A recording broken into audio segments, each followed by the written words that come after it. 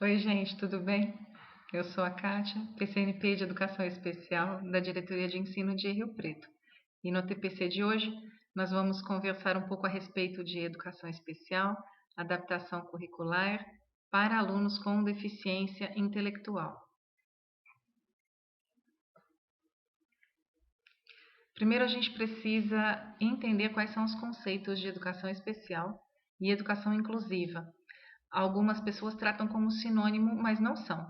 Educação inclusiva é um universo muito grande que propõe a igualdade de oportunidades de aprendizagem a todos, a todas as pessoas, considerando as suas diferenças, mas oferecendo iguais oportunidades a todos.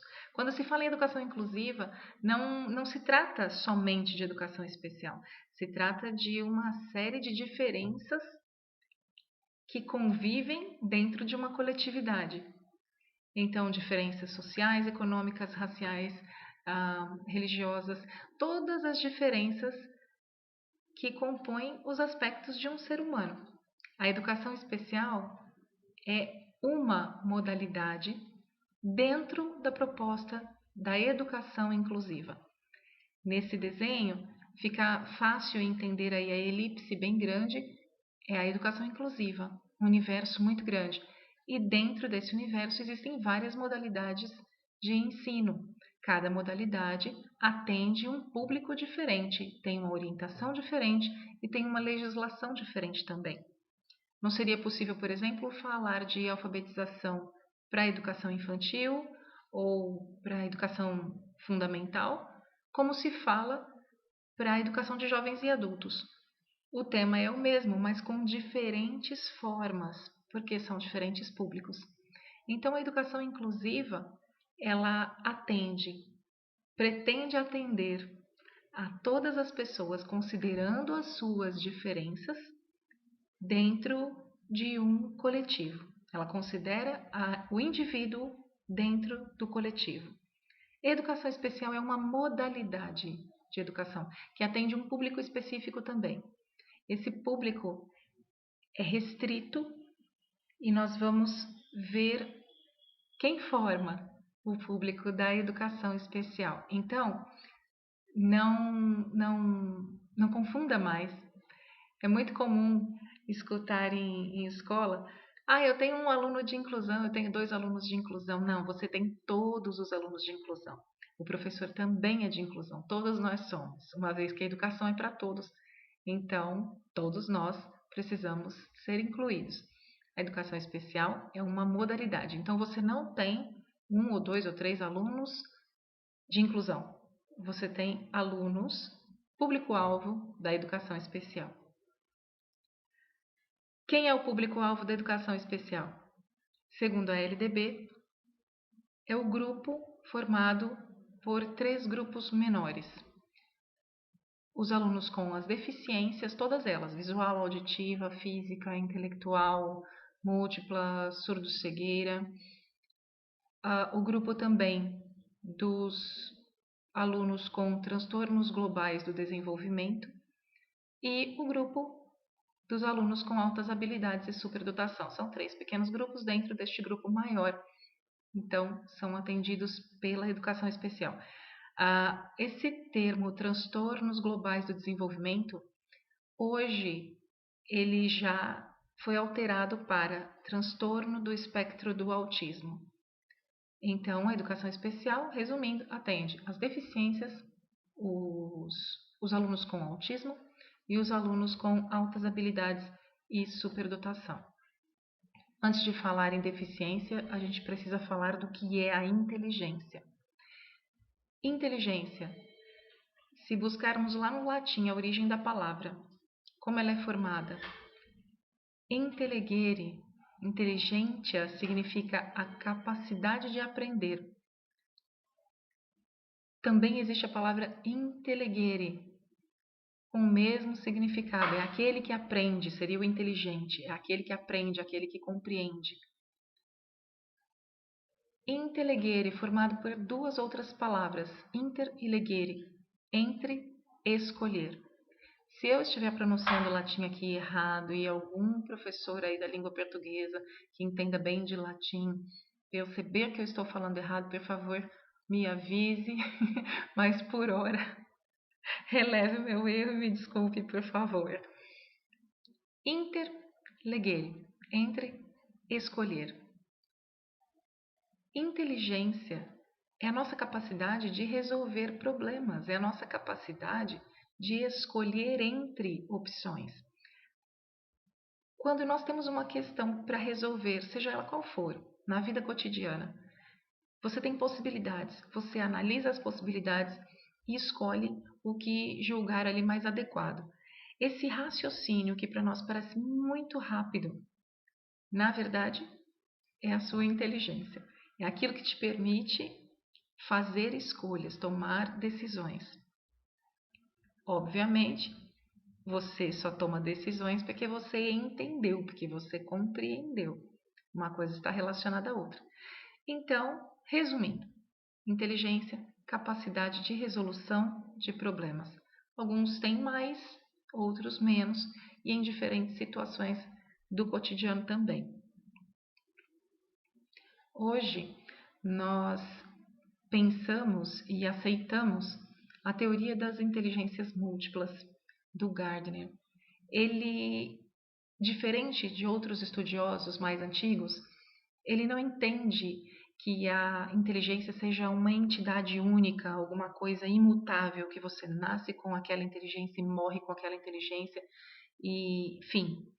Ele entende que nós temos várias inteligências, porque nós temos o desenvolvimento de várias habilidades. Em algumas, nós nos destacamos, em outras, não. Então, isso nos mostra que é possível desenvolver coisas muito bem e outras nem tanto. E isso cabe a todas as pessoas, inclusive os deficientes intelectuais. Eles têm capacidade de aprender, todos nós temos. Eles não são diferentes.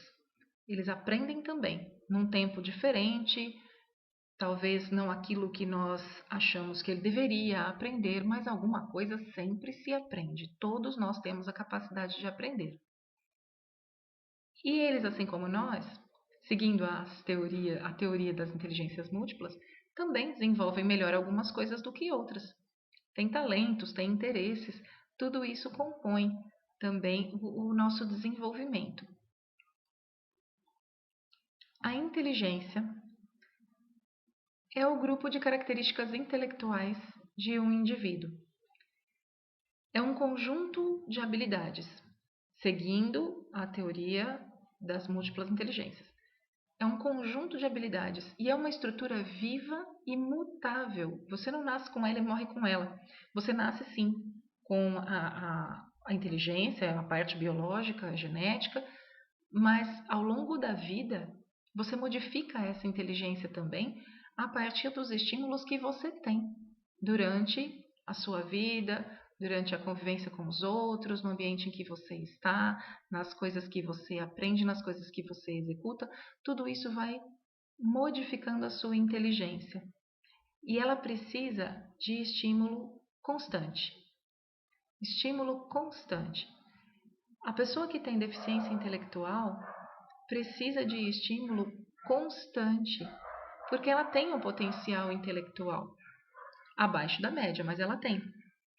Assim como nós todos precisamos de estímulo constante para a nossa inteligência, a pessoa que tem deficiência intelectual também precisa, porque ela pode, através da interação, através desses estímulos, melhorar essa capacidade intelectual. Ah, ela vai se curar? Não, mas ela sempre pode melhorar um pouco mais. Então, o estímulo é absolutamente necessário e faz toda a diferença. Inteligência não é sinônimo de cultura e de conhecimento. Às vezes a gente vai, fulano é muito inteligente, ele tira nota boa em tudo, tira 10 em tudo, super inteligente. É claro que para adquirir conhecimento é necessária a inteligência, sem dúvida. Mas inteligência não é sinônimo de conhecimento, não é sinônimo de cultura. Uma pessoa pode, aqui na nossa cultura, urbana, nós valorizamos determinados aspectos, nós valorizamos a ida à escola, nós valorizamos os conhecimentos acadêmicos, científicos e damos muita importância a essas coisas. Se formos para uma aldeia indígena, talvez esse conhecimento todo não tenha grande utilidade. Lá, o conhecimento que eles têm lá, nós não temos. Então, aprender a caçar, aprender a pescar, a construir a própria casa, todas essas coisas fazem parte da cultura indígena. Então, se eu fosse hoje para dentro de uma tribo indígena, eu não saberia o que fazer e como fazer, porque não faz parte da minha cultura. E se a inteligência fosse sinônimo de cultura, então lá eu seria uma pessoa muito pouco inteligente ou nada inteligente. Veja a diferença. Cultura, conhecimento é uma coisa, inteligência é outra. Para se adquirir cultura é necessária a inteligência, mas não são sinônimos. Todo indivíduo é capaz de aprender. Os deficientes intelectuais também. O que é a deficiência intelectual, então? De acordo com a Associação Americana de Deficiência Intelectual do Desenvolvimento, a deficiência intelectual é um déficit cognitivo que apresenta características bastante específicas. Primeiro, funcionamento intelectual inferior à média. Naqueles testes de QI, é possível observar que este funcionamento intelectual funciona abaixo da média. Nas questões mais analíticas que envolvem o raciocínio, a resolução de problemas, planejamento, a compreensão de coisas mais complexas, o aprendizado acadêmico, tudo isso provavelmente vai ser uma dificuldade muito grande para uma pessoa com deficiência intelectual. É claro que dentro da deficiência intelectual também existem graus. Então existe o deficiente leve, moderado, severo, e com isso mudam também esses prejuízos.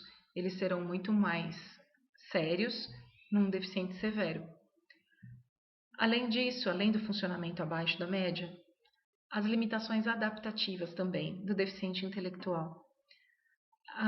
Quando se vai, nós na sala de recurso, quando vamos avaliar um aluno, e para verificar se ele é público da nossa sala, nós utilizamos o mesmo protocolo da Associação Americana de Deficiência Intelectual. A associação utiliza 9 ou 10 habilidades que devem ser analisadas e se observa então o desempenho desse aluno nestas habilidades específicas. Se ele tiver prejuízo grande em 2 delas, e se essas manifestações acontecem com frequência antes dos 18 anos, então provavelmente essa pessoa é deficiente intelectual. Quais são as habilidades que a gente analisa?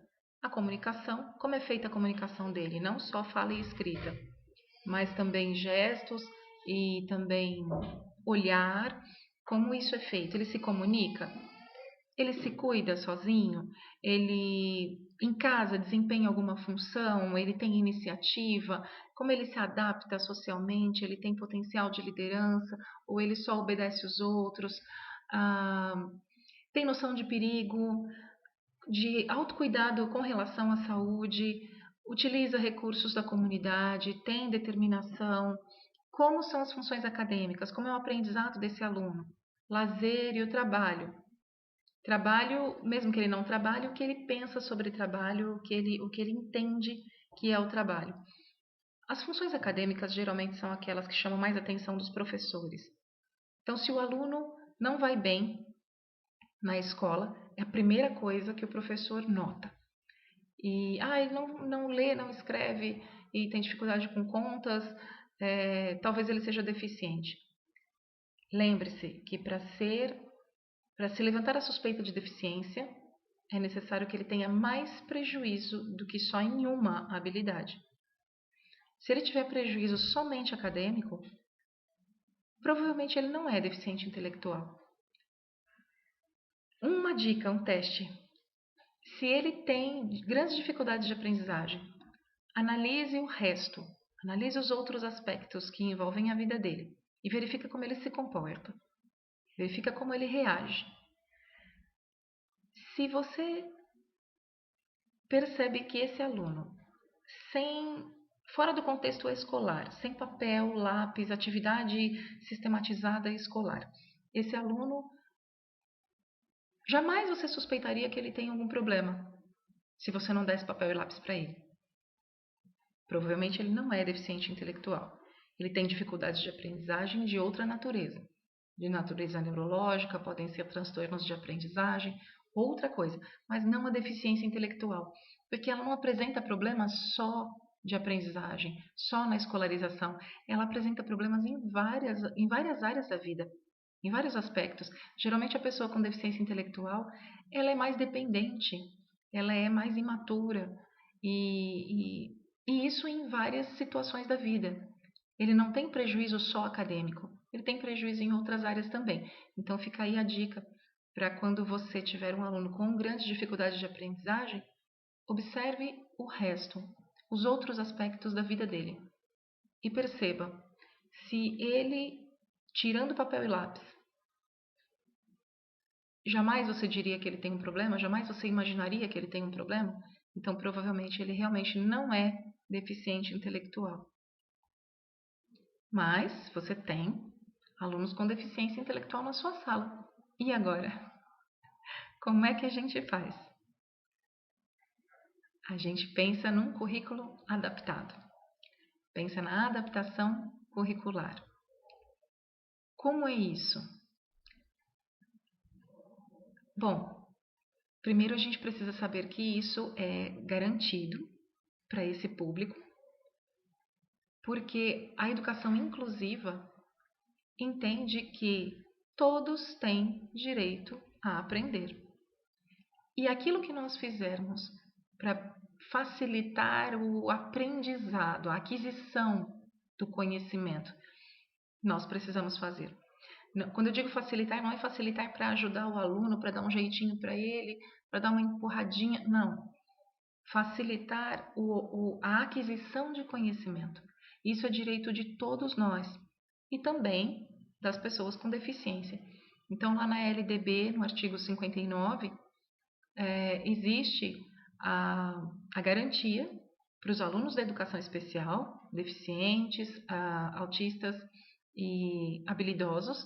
Existe a garantia de currículos, métodos, técnicas, recursos educativos, tudo para atender às necessidades deste público. Só que não só esse público tem direito, todos nós temos. É que esse público tem, como eu falei para vocês, uma legislação específica. Mas na próxima aqui, na resolução do Conselho Nacional, nós vemos que atender às necessidades educacionais de qualquer pessoa é direito garantido também. Lá no artigo 17 da resolução número 2 de 2001, em consonância com os princípios da educação inclusiva, as escolas das redes regulares de educação profissional, públicas e privadas, devem atender alunos que apresentem necessidades educacionais especiais, mediante a promoção das condições de acessibilidade, a capacitação de recursos humanos, a flexibilização e a adaptação do currículo e o encaminhamento para o trabalho, contando para tal com a colaboração do setor responsável pela educação especial do respectivo sistema de ensino. Veja que os sistemas de ensino, as escolas de todas as redes, devem atender alunos que apresentem necessidades educacionais especiais. Necessidades educacionais especiais não significa só deficiência. Significa qualquer aluno que tenha alguma necessidade de ajuda. Então, se o aluno tem laudo, se o aluno não tem laudo, se você sabe que o aluno tem ou não sabe, ele precisou de uma intervenção, ele tem esse direito. A diferença é que para o público da educação especial, nós temos um documento específico para registrar essas adaptações. Quando para os outros alunos, que mesmo que precisarem de ajuda, o registro fica no diário, não precisa de uma documentação, ou ainda não existe uma documentação oficial a respeito disso. Apenas essa documentação existe para o público-alvo da educação especial, mas todos têm direito. O que é o currículo? É um norte, é a base comum, é aquilo que conduz mais ou menos todo mundo para a mesma direção. E essa também é a base para que nós façamos as adaptações. De onde saem as adaptações? Do currículo. Então não adianta quando um professor recebe um aluno e olha a lista de alunos e está escrito lá Intel, e aí ele fala, nossa, preciso procurar atividades para o meu aluno. Não é assim. Não precisa sair procurando atividades para o seu aluno. A sua base é o currículo. Você precisa de duas coisas básicas: conhecer o seu aluno e conhecer o currículo. E aí a gente vai fazer a adaptação. Qual é a adaptação? O que é a adaptação? É qualquer modificação feita no currículo em benefício da aprendizagem do aluno, atendendo a alguma dificuldade específica desse aluno. É qualquer modificação que beneficie a aprendizagem. Eu vou falar uma coisa para vocês já fazem isso na rotina de vocês. O tempo todo vocês fazem adaptação curricular no trabalho de vocês. Talvez vocês não se atentem para isso e talvez não registrem, mas vocês fazem o tempo todo. Isso está na natureza do professor, está na natureza do trabalho do professor. No momento em que você está desenvolvendo um trabalho com os alunos, tem aquele aluno que não consegue, que não entende, e você arruma um tempinho, um jeitinho de se aproximar, explicar de uma outra forma, dar um outro exemplo, e ele de repente consegue caminhar. Você fez uma adaptação curricular, você modificou seu primeiro plano em benefício da aprendizagem desse aluno. A aprendizagem vai acontecer cada vez que você atende um aluno da forma que ele precisa ser atendido. Então, você já faz adaptação curricular. Agora, quando falarem em adaptação curricular para você, não precisa ter medo, porque você já faz. O que precisa é registrar. O registro é muito importante, porque ele traz clareza para você do que você está fazendo, ele traz clareza do seu trabalho, ele define um caminho, ele tira aquela sensação que a gente tem muitas vezes de ficar patinando e não sair do lugar. O registro também garante a segurança do seu trabalho. Hoje, infelizmente, a educação especial está muito judicializada. Então, quando você tem os registros organizados, você garante o seu trabalho. Além de ter um bom trabalho pedagógico, de fazer o atendimento como a lei orienta que se faça e como o ser humano merece, você ainda garante o seu trabalho. Então, o registro são lá 5 minutinhos que você gasta preenchendo. É muito simples, eu vou mostrar para vocês. E isso é a garantia do seu trabalho e a organização do seu trabalho também. Bom, as adaptações curriculares tornam o currículo algo flexível. E, na verdade, o currículo ele não pode ser alguma coisa engessada. Ele tem que ser flexível, dinâmico, ele tem que se adequar às diferenças, às necessidades dos alunos. Quando se pensa em adaptação curricular, o que norteia a elaboração dessa adaptação é a competência do aluno e não a deficiência. Então, foco na potencialidade do aluno, na competência do aluno e não na deficiência. Se focar só na deficiência, ele não lê e não escreve. Tudo bem, mas o que ele faz? O que ele sabe? Ele sabe desenhar? Ele sabe falar? O que ele sabe? Focando sempre na competência, a gente consegue, a partir desta competência, do que ele já sabe, consegue traçar um caminho para ele percorrer. Quando se faz o planejamento de adaptações curriculares, você deve considerar 4 coisas muito importantes. A sua forma de organização do ensino, dando maior eficiência ao processo. O processo, muitas vezes, é mais importante do que o próprio resultado. Talvez você tenha colocado um objetivo para o seu aluno alcançar. E ele não alcançou, mas chegou muito próximo. Observa o processo que ele fez até chegar àquela resposta, até chegar ao lugar onde ele chegou. Verifica o caminho que ele percorreu, ou mesmo quando ele erra. Quando ele erra, por que ele erra? Qual é o caminho que ele percorre até chegar a essa conclusão, mesmo que errada? São informações que a gente tem e a partir delas a gente consegue criar novas estratégias. Então, essa é a primeira coisa a se pensar. Outra coisa, o que o aluno deve aprender. Olha essa palavra, deve. Não é o que eu quero que ele aprenda, não é o que eu acho importante, não é o que o livro acha, não é o que o currículo acha, é o que ele deve aprender. Você precisa pensar que deficientes intelectuais dificilmente farão uma carreira acadêmica. Então, muitos dos conhecimentos que a escola traz para eles, conhecimentos abstratos, extremamente acadêmicos, de uma complexidade muito grande, não terão utilidade. O que é primordial para nós todos, não só para eles, para nós todos, o desenvolvimento da funcionalidade. Nós precisamos funcionar na vida para sobreviver. O que é funcionar? Nós temos o currículo funcional e o currículo escolar. O currículo funcional é aquele que nos permite resolver os problemas do dia a dia. Então, escrever o meu nome, contar dinheiro, saber pegar um ônibus, saber fazer uma compra. Isso é funcional. E existe o currículo escolar, que aí nós estamos falando de todas as disciplinas, todas sistematizadas, como se faz dentro da escola. Então, verifica o que ele deve aprender. Prioridade do aluno é a autonomia para a vida, para a sobrevivência. Autonomia para a vida. Então, verifica se ele tem alguma necessidade funcional. Essa é prioritária.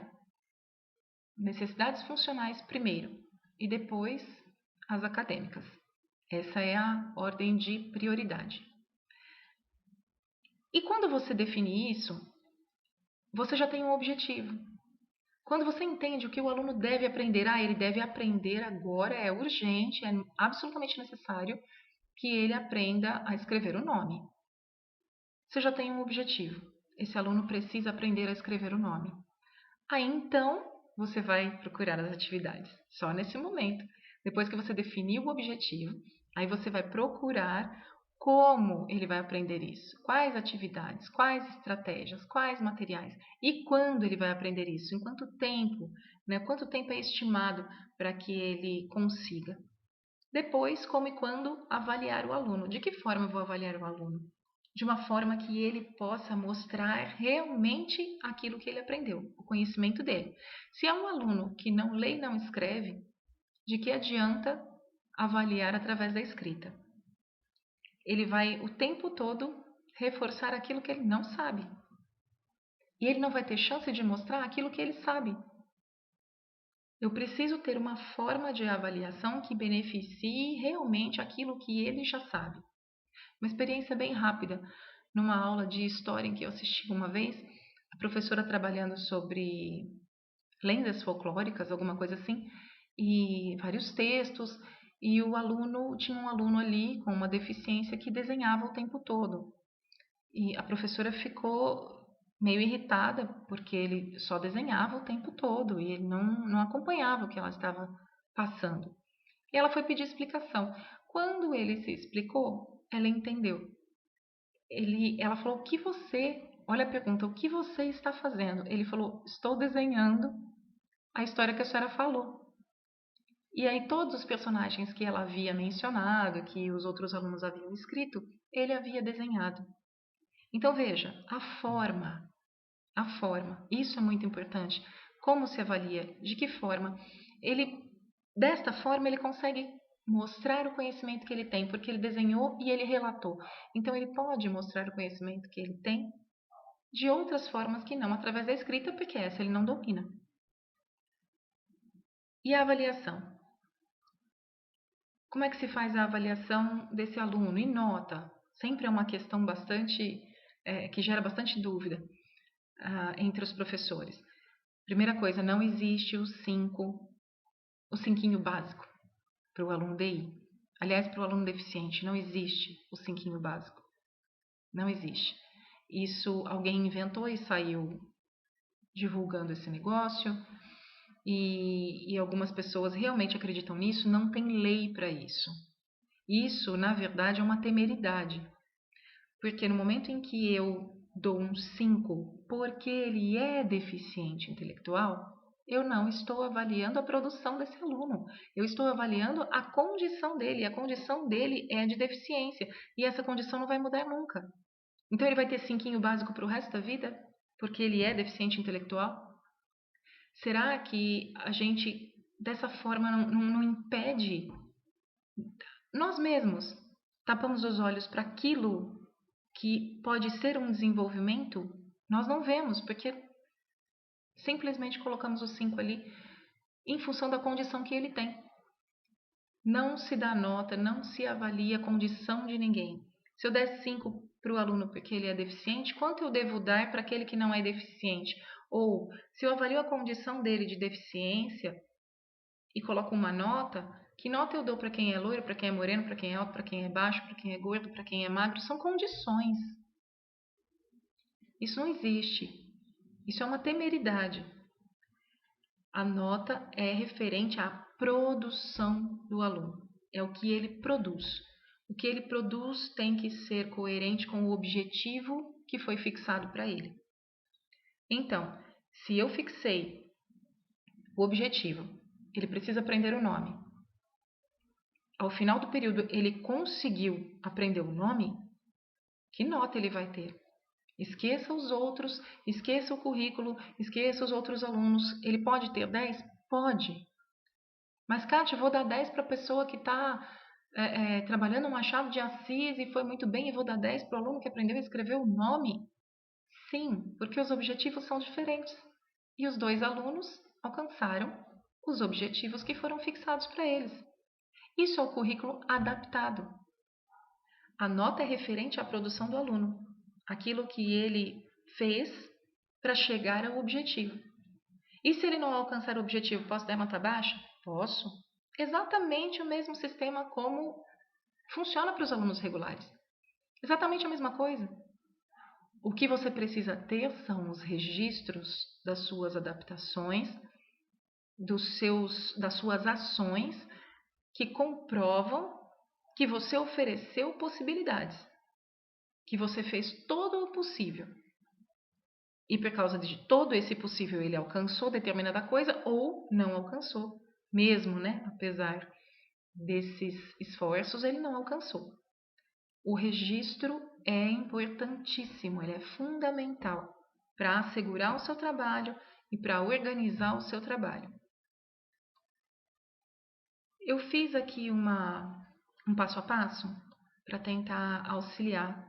Acho que organiza um pouquinho a prática de vocês. Gente, se você está aqui nessa TPC esperando uma receita para adaptação curricular, eu vou frustrar você. Não existe receita, tá bom? Porque para se fazer uma adaptação é necessário conhecer o aluno e é necessário conhecer o currículo. Sem conhecer o aluno, sem conhecer o currículo, não dá certo. Como é que eu sei que eu posso utilizar determinado instrumento com aquele aluno? Para mim pode ser bom, mas para ele não.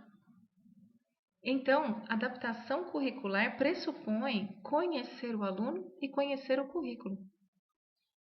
Para cada aluno existe uma necessidade e é preciso se pensar em como atender cada aluno.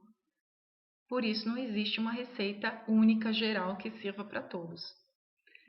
Vamos lá, para o nosso esqueminha aqui. Fase 1. Você tem lá um aluno com deficiência intelectual lá na sua sala. O que você vai fazer? Não sai correndo atrás de atividade, não precisa. Não é a hora. Primeira coisa que você vai fazer, observar e anotar. Anotar informalmente aquilo que você percebe neste aluno. Não precisa, aliás, não se deve fazer interferência nesse momento. Ele é quem ele é e ele vai agir como ele age, e é isso que você precisa observar. coletar informações desse aluno a partir dele mesmo. Dê um tempo para conhecer o seu aluno.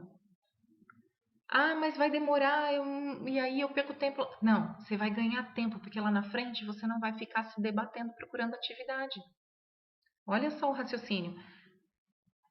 Perca tempo, né? Entre aspas, perca tempo conhecendo esse aluno. Você vai ganhar tempo lá na frente. Observa o aluno, anota o que você achar relevante. Dá para ele as mesmas coisas que você vai dar para os outros e verifica como é que ele reage. E vai observando o que ele sabe, o que ele não sabe, como ele reage, como ele responde. Aí você vai para a fase 2, que é a coleta de informações. Você já tem informações a respeito desse aluno que você coletou a partir dele mesmo. Agora é hora de receber mais informações a respeito da família, de colegas que anteriormente tenham trabalhado com esse aluno, de profissionais clínicos que o acompanhem, diagnósticos, essas coisas. Aí é hora de você se informar mais a respeito. Junto com isso, e aí a gente já entra na fase 3, é a hora de se fazer a avaliação inicial lá na sala de recurso. É a avaliação, é a que nós chamamos de anexo 1. É o documento que nós chamamos de anexo 1. Na instrução para a educação especial, para a deficiência intelectual, na instrução da Secretaria da Educação, existem 3 anexos, 1, 2 e 3. O anexo 1 é de responsabilidade da sala de recurso e a professora especializada vai analisar as potencialidades e as dificuldades desse aluno em cima daquelas habilidades que estão no protocolo de atendimento da Associação Americana de Deficiência Intelectual. A professora vai analisar estas habilidades, vai verificar as que ele já desenvolveu, as que ele ainda não desenvolveu ou desenvolveu pouco, e vai, a partir daí, criar um plano de atendimento para este aluno na sala de recurso. E aí ela vai fazer o anexo 2. Isso é dela. Anexo 1, anexo 2, lá da sala de recurso. Quando o anexo 1 está pronto, ele deve ser disponibilizado para o prontuário do aluno, porque este documento deve ser consultado pela equipe escolar. Eu vejo às vezes o anexo 1 ali que as pessoas não sabem nem que ele existe, nem que ele está ali.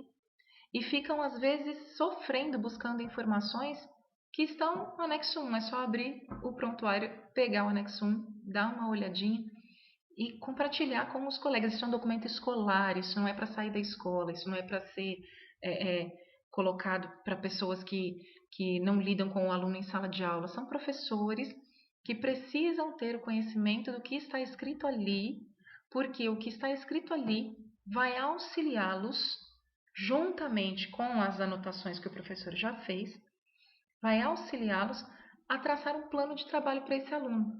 Veja que conhecimento é tudo. Conhecendo o aluno, você consegue traçar um trabalho que vai fazer diferença na vida do aluno e na sua também, porque você vai ficar muito orgulhoso no final daquilo que você está fazendo. Então, o aluno vai ser avaliado na sala de recurso, o anexo 1 vai lá para o prontuário e os professores regulares têm que tomar ciência. Lá na sala de recurso, a professora vai fazer o plano de atendimento individualizado desse aluno e lá na sala de recurso se trabalham habilidades frágeis. Lá não é uma sala de reforço. Não se fala sala de reforço. Eu vejo às vezes professores falando, pais falando, não é uma sala de reforço, é uma sala de atendimento especializado naquela deficiência. E ali se tratam habilidades. A sala regular trabalha o currículo e a sala de educação, a sala de atendimento especializado, trata das habilidades mais frágeis. Vamos aí para a próxima fase, a fase 4. Você já coletou as informações, você já tem tudo o que você precisa, é hora de planejar o que fazer então.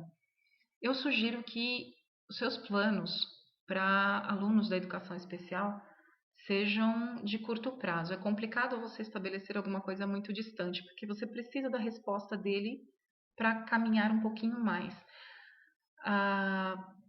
Coloque objetivos simples, curtos, pequenos, alcançáveis. Nada de coisas muito generalizadas e de coisas que não tenham muita utilidade na vida prática dele. Então, objetivos simples, pequenos, alcançáveis, é a primeira coisa. E aí sim, você vai escolher as atividades que você vai dar, porque você já tem objetivos. Quando eu tenho um objetivo, fica mais fácil procurar atividades, porque tem que ser atividades correspondentes a esse objetivo. Se eu tenho um objetivo, eu vou focar nesse objetivo e já vou selecionar atividades que me encaminhem para a resolução, que me encaminhem para o cumprimento desse objetivo.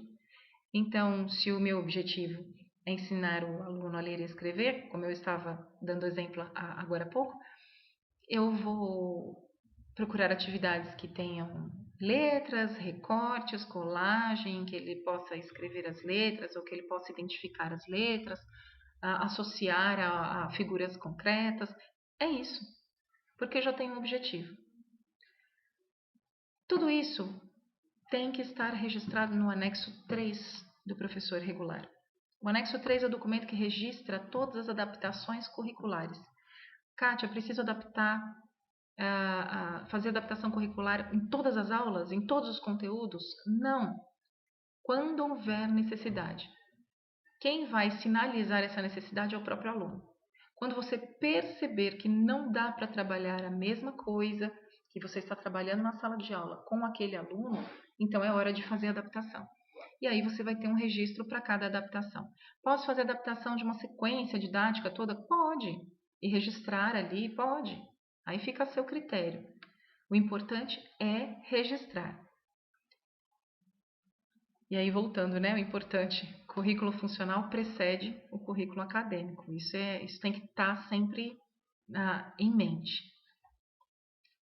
Fase 5, execução. Já planejei, é hora de colocar em prática. À medida em que eu coloco em prática, eu já vou avaliando se aquilo está funcionando. E eu preciso registrar novamente. Vou falar para ficar bem gravado. Você precisa registrar tudo isso no anexo 3 e fazer um portfólio desse aluno. Então, seleciona lá alguma atividade que seja importante, que tenha a ver com a adaptação que você propôs, coloca junto, põe numa pastinha ali, faz um portfólio para ele. Então, põe lá o seu planinho lá de adaptação curricular, anexa alguma atividade correspondente e monta um portfólio para ele. Isso é a organização e a garantia do seu trabalho. Fase 6, avaliação. Falamos um pouco já de avaliação, eu me adiantei ali. A avaliação precisa ser da produção do aluno e a produção é referente ao objetivo que foi fixado. Existe um objetivo que o aluno precisa alcançar. Ele alcançou ou não? Essa é a avaliação. E deve ser feita de uma forma que o aluno realmente demonstre seu conhecimento e suas habilidades. Falamos disso agora há pouco. Assim, a avaliação se torna diagnóstica e, ao mesmo tempo, processual. Aqui um exemplo de uma adaptação para a língua portuguesa. Chegou um aluno no 6º ano e a professora, investigando, né, todos os alunos no início do ano e tal, investigando esse aluno a respeito do que ele sabia com relação à escrita. Ela já sabia que ele tinha deficiência intelectual. Ela percebeu que ele não era alfabetizado. Então, veja, ela já notou a dificuldade. Mas ela precisa notar alguma potencialidade para, a partir dessa potencialidade, seguir um caminho de ensino para esse aluno. Se ela colocar ali, no anexo 3 dela, que a necessidade é que ele seja alfabetizado, fica um objetivo muito amplo, muito complexo, porque a alfabetização se faz através de muitas etapas. Então, fazer objetivos muito distantes, muito amplos, dificulta muito o seu trabalho. Ela percebeu que ele não sabe escrever, mas que ele faz tentativas de escrita, repetindo as letras do nome dele várias vezes. Tudo que ele tenta escrever, ele coloca sempre as letras do nome dele. Então, ela percebeu que as letras do nome dele, ele sabe. Muito bem, achou a potencialidade. Ele não sabe ler, escrever de forma convencional, mas ele conhece as letras do nome. Então, eu vou partir daí. E aí, lá na adaptação curricular dela, ela não colocou que ele tem que ser alfabetizado, que ela vai alfabetizá-lo. Ela não colocou isso. Ela colocou um passo bem mais curtinho. Veja, é um degrauzinho só. A gente sobe um degrau de cada vez. A partir das letrinhas que ele já sabe do nome dele, ela vai ensinar outras, tirando essas outras letras dos nomes dos colegas. Então, veja, isso é uma necessidade funcional. É muito importante que ele saiba escrever o próprio nome, que ele saiba escrever. É muito importante. Talvez ele não consiga com todo o desempenho que se espera, mas ele sempre pode subir um degrau. Então, ela traçou esse plano. Ela vai ensinar as outras letras para ele, para que ele amplie o repertório de letras, e essas letras retiradas dos nomes dos colegas da classe, porque aí essas letras ganham uma função social. Elas fazem parte do nome de colegas que convivem com ele. Isso que ela pensou, ela vai registrar ali no anexo 3. Agora, um exemplo de matemática: um estudante com deficiência intelectual no 9º ano não consegue fazer cálculos simples, mas ele sabe contar até 100. O professor percebeu que ele conta mecanicamente.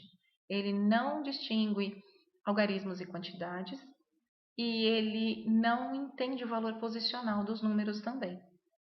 Ele conta mecanicamente. Se alternar fizer ali uma mistura com os números, alternar, ele não vai saber recolocar cada um no seu lugar. Então, o professor já entendeu qual é a dificuldade. Ele não sabe fazer as operações mais simples, mas ele sabe, e essa é a potencialidade, contar até 100. O que é que ele vai pensar? O que é que ele pensa agora em fazer? Qual seria o próximo passo? Antes de você ler o PPT aqui para descobrir o que ele fez, tente você pensar. O que você faria? Qual seria o próximo objetivo que você colocaria? Um objetivo pequeno, simples, alcançável. Um degrauzinho. O que é que você colocaria? Esse professor colocou 2 objetivos. Ele colocou como primeiro objetivo trabalhar com esse aluno a associação entre algarismos e quantidades, utilizando materiais e atividades e situações concretas. Então, ele vai pegar lá um objeto e associar o algarismo à quantidade com aquele objeto. E aí ele vai para um segundo objetivo, que é muito próximo do primeiro, mas que faz todo sentido. Ele vai fazer exatamente a mesma coisa, mas sem o apoio do material concreto. Veja, um degrauzinho de cada vez. Ele primeiro vai utilizar o material concreto, a hora que ele perceber que o aluno já entendeu a associação de algarismo e quantidade, então ele vai passar para o mesmo trabalho, mas sem o apoio do material concreto. Porque assim ele dá autonomia para o aluno, ele estimula o raciocínio lógico e isso, passo a passo, em algum momento, vai chegar no ponto em que ele vai aprender a fazer operações básicas. Tudo isso ele vai registrar também no anexo 3 dele. Aqui um modelinho de anexo 3 para vocês conhecerem. Está lá o período que o professor preenche, em que ele pretende trabalhar aquele conteúdo, a identificação do aluno, aí embaixo a descrição. O tema a ser trabalhado. Qual é o tema que eu vou trabalhar na minha aula? Vamos imaginar que seja a colonização do Brasil, por exemplo, em História. Coloquei lá o tema. Em cima desse tema, quais são os objetivos, quais são as expectativas que os meus alunos regulares precisam atender? O que eles precisam aprender? Quais habilidades e competências eles têm que desenvolver a partir deste conteúdo? Veja que aqui estamos falando só de alunos regulares. O que eles precisam aprender, o que eles precisam desenvolver. Agora falamos do aluno com deficiência intelectual. Em cima desse tema, colonização do Brasil, o que é fundamental que esse aluno aprenda? E por quê? Quais objetivos ele precisa alcançar? Quais habilidades e competências o aluno com DI deve desenvolver? Essas frases em itálico e com o asterisco não são perguntinhas para serem respondidas, não. São só um roteirinho para auxiliar na estruturação do seu raciocínio. Colonização do Brasil. Talvez, voltando ali no outro PPT,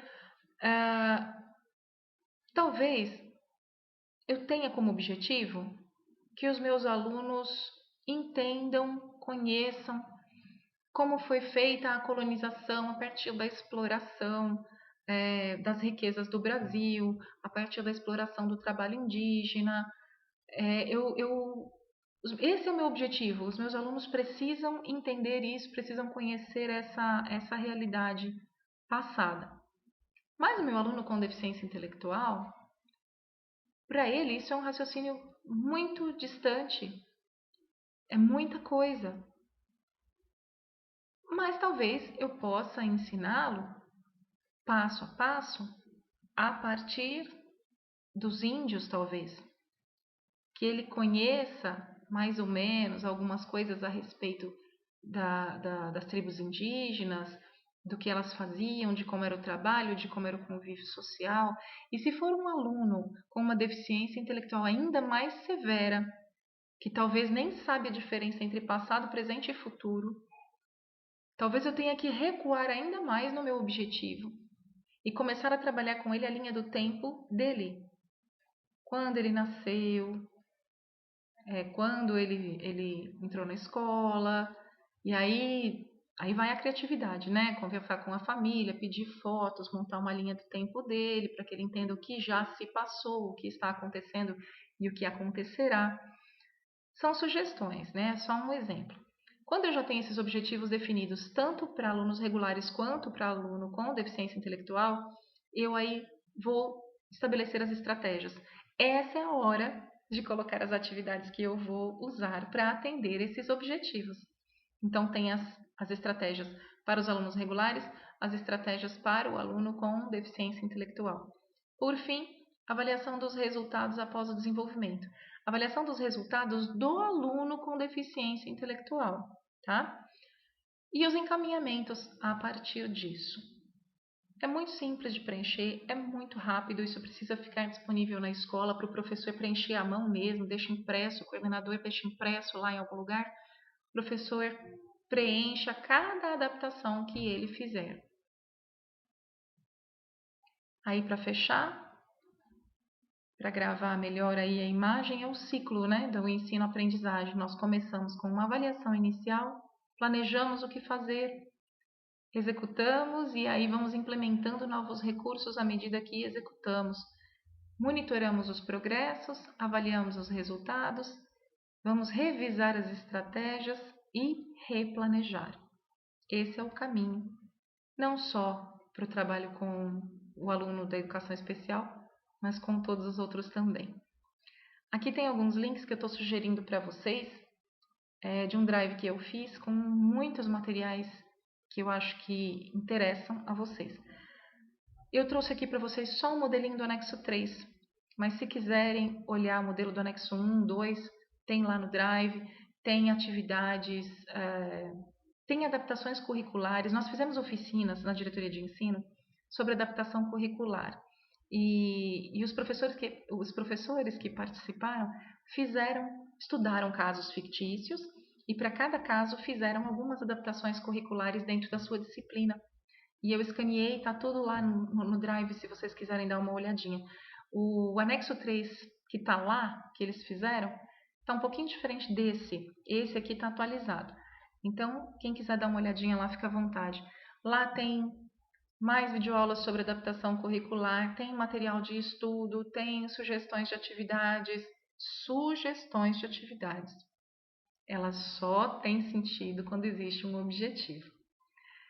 Tem material de estudo a respeito das áreas da deficiência, das áreas da educação especial. Tem material sobre transtorno de aprendizagem também, embora eles não sejam público da educação especial, eles têm necessidades educacionais que precisam ser atendidas também, e aí eu estou falando dos disléxicos, descalcúlicos, hiperativos, tem material de estudo também. E para os coordenadores, é muito importante que vocês tenham esse material nesses links que estão no final aí do slide. São termos padrão para encaminhamento de aluno, encaminhar para a sala de recurso para avaliação. Não, o pai não quer, o pai se recusa, então termo de recusa. Tem os termos padrão que nós utilizamos para preencher, tem legislação, tem documentação para solicitação de cuidador, tem modelos dos anexos também. Acessem, entrem lá, são links compartilháveis, está facinho, é só entrar. Se apropriem do conhecimento. Sem conhecimento a gente não consegue sair do lugar. Então, aquilo que aparentemente é muito difícil, quando a gente passa a conhecer, não é tão difícil assim, tá bom? Só mais um lembrete. Mandei por e-mail para as escolas, mandei no grupo de WhatsApp dos coordenadores pedagógicos também e também mandei no contato particular do WhatsApp dos coordenadores. Eu tenho abusado muito da paciência deles, me desculpem, mas são coisas importantes. Eu mandei roteiros de elaboração das atividades domiciliares para os alunos. Então, tem um roteiro, uma sugestão, um roteiro que auxilia o professor regular a montar essas atividades e a registrar também. Tem um roteiro para professores regulares, um para professores interlocutores, outro para professores auxiliares e outro para professores de sala de recurso. São sugestões para professores auxiliares, interlocutores e regulares. E documentos obrigatórios para os professores de sala de recurso. São roteiros que auxiliam muito na hora de se pensar em atividades remotas e na hora de selecionar esse conteúdo, essas atividades remotas, e uma espécie de um formuláriozinho onde você pode fazer o seu registro. Como agora você não vai fazer o anexo 3, você precisa manter o seu registro em dia, ainda assim. Então eu fiz esse formuláriozinho que atende bem essa necessidade. Usem, registrem, organizem o trabalho de vocês, assegurem o trabalho de vocês e valorizem o trabalho de vocês. Vocês fazem muita coisa boa. E eu me admiro muito quando entro numa sala de aula e vejo aquela movimentação e o professor ali, indo aqui e ali. Vocês acham que talvez seja muito cansativo fazer isso e que a sensação que vocês têm é de ficar nadando, nadando, nadando e ir morrendo na praia. Quem está de fora vê e aplaude. Tenho certeza absoluta de que vocês fazem um trabalho excelente, mas precisam garantir esse trabalho através do registro. Eu espero que vocês tenham aproveitado alguma coisa desse ATPC. Muito obrigada pela atenção, pela paciência de vocês, porque é longo. E fico à disposição de vocês para aquilo que vocês precisarem de mim, tá bom? Muito obrigada. Aí fica uma frase para a gente fechar. Eu gosto muito dela, é a minha frase-chave da Helen Keller. Ela fala: quando fazes o melhor que podes, nunca sabes qual milagre é forjado em tua vida ou na vida do outro. Então, façamos o melhor que podemos dentro das condições que nós temos. Lá na frente haverá frutos, com certeza. Muito obrigada por tudo. Beijo para vocês. Tchau, tchau.